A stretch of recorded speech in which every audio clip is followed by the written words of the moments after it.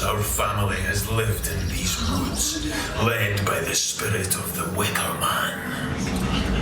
The elders told us of a day when he would rise to give us freedom and eternal well-being. But to start that ritual, we must present him with a gift. And that gift is you. You and the flames.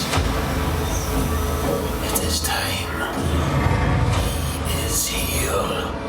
What an honor to see yourself bound in wicker, encased in his soul.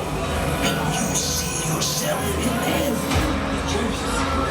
The time has come for the Wicker Man to rise. Together, we shall feed the flame.